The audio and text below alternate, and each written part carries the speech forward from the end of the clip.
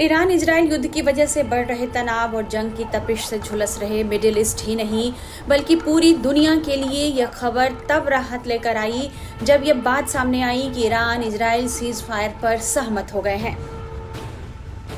यह दावा अमेरिका के राष्ट्रपति डोनाल्ड ट्रंप की तरफ से किया गया। डोनाल्ड ट्रंप ने मंगलवार तड़के यह घोषणा की कि ईरान और इजराइल ने 12 दिनों से चले आ रहे युद्ध को बंद करने की घोषणा की है। राष्ट्रपति ट्रंप ने कहा कि दोनों देशों ने पूर्ण और संपूर्ण युद्ध विराम की घोषणा की है। अमेरिकी राष्ट्रपति ने और क्या कहा है, ये हम आपको बताते हैं।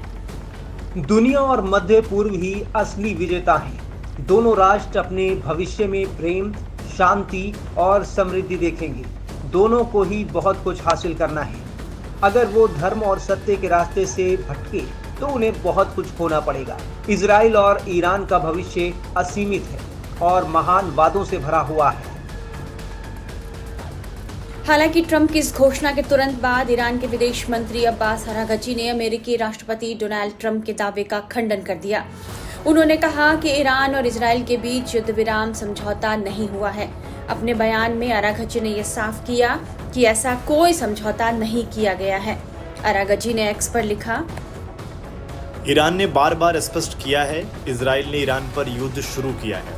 अभी तक किसी भी युद्ध विराम या सैन्य अभियानों की समाप्ति पर कोई समझौता नहीं हुआ है। वहीं अपने दूसरे पोस्ट में उन्होंने कहा है, इजराइल को उसकी आक्रामकता के लिए दंडित करने के लिए हमारे शक्तिशाली सशस्त्र बलों का सैन्य अभियान अंतिम क्षण सुबह 4 बजे तक जारी रहा। सभी ईरानियों के साथ मैं अपने बहादुर सशस्त्र बलों को धन्यवाद देता हूं, जो अपने खून की आखिरी बूंद तक हमारे प्यारे देश की रक्षा के लिए तैयार रहते हैं और जिन्होंने आखिरी मिनट तक दुश्मन के किसी भी हमले का जवाब दिया। वहीं रिपोर्ट्स के मुताबिक ईरान ने यह कहते हुए सीज फायर की बात मान ली है कि यदि इजराइल की तरफ से हमला नहीं किया गया तो हमें भी युद्ध का शौक नहीं है। हालांकि अमेरिकी राष्ट्रपति डोनाल्ड ट्रंप की तरफ से सीज फायर का दावा करने के कुछ ही घंटों बाद ईरान ने फिर से इजराइल पर बड़ा हमला किया। टाइम्स ऑफ इजराइल की एक रिपोर्ट के मुताबिक एक मिसाइल बिरशेवा शहर में इमारत पर गिरी है। मेडिकल टीम ने बताया कि हमले में 4 लोगों की मौत हुई है जबकि 20 से ज्यादा घायल हैं। बैलिस्टिक मिसाइल से हमले के बाद आसमान में धुआं फैल गया। हमले की वजह से कई इमारतें और गाड़ियों को नुकसान पहुंचा है। हालांकि इजरायली प्रधानमंत्री बेंजामिन नेतन्याहू ने ट्रंप के सीज फायर पर सहमति जता दी है। इजरायली पीएमओ ने मंगलवार को कहा कि इजरायली सेना ने ईरान में अपने सभी मकसद पूरे कर लिए हैं। पीएमओ ने बताया कि नेतन्याहू आज इस बारे में आधिकारिक बयान देंगे।